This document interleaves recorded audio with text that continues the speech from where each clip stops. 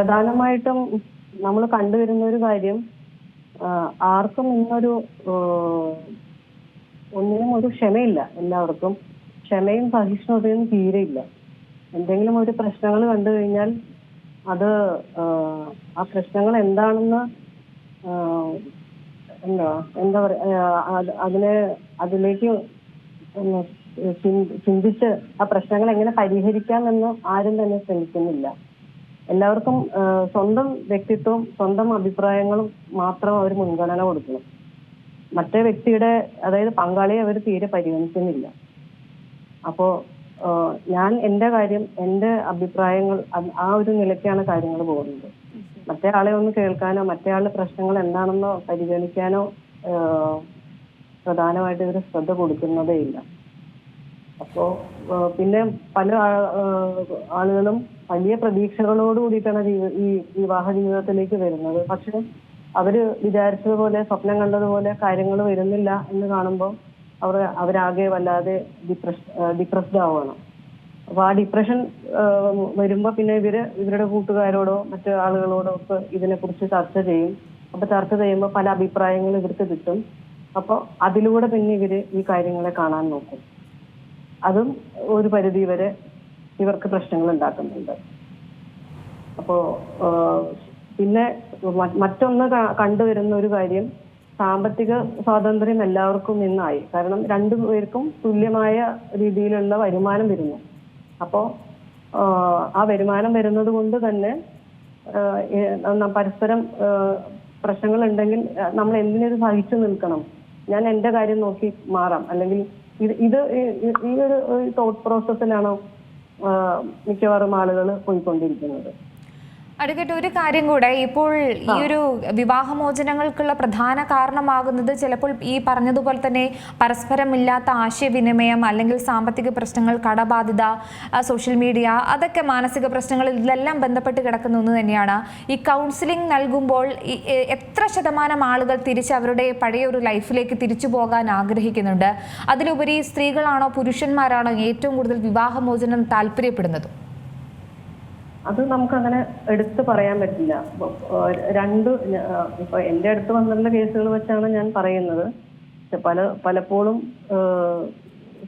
സ്ത്രീകളും അതുപോലെ തന്നെ പുരുഷന്മാരും ഈ പ്രശ്നങ്ങളിൽ നിന്ന് ഒഴിവാവുക, എത്രയും വേഗം സെപ്പറേറ്റ് ആവുക എന്ന് നമ്മൾ എത്രമാത്രം അവർക്ക് കൗൺസിലിങ്ങും മീഡിയേഷനും എല്ലാം നമ്മൾ എല്ലാത്തിനും റെഫർ ചെയ്യും, എല്ലാത്തിനും പോയാലും ഇവർക്ക് വൺസ് ഇവർ തീരുമാനം എടുത്തു കഴിഞ്ഞു കഴിഞ്ഞാൽ പിന്നെ അതിനെക്കുറിച്ച് ഒരു റീതിങ്ക് ചെയ്യാൻ പോലും നിൽക്കുന്നില്ല എന്നാണ് എന്താ പറയാ സങ്കടകരമായ ഒരു കാര്യം. അതാ അവരങ്ങനെ ചിന്തിക്കുന്നതേ ഇല്ല. ശരിയാണ് പറഞ്ഞതുപോലെ സോഷ്യൽ മീഡിയ, അതുപോലെ ഇവരുടെ വർക്ക് പ്രഷർ, ഇവർ തമ്മിലുള്ള കൂടിക്കാഴ്ചകൾ വളരെ കുറവാണ്.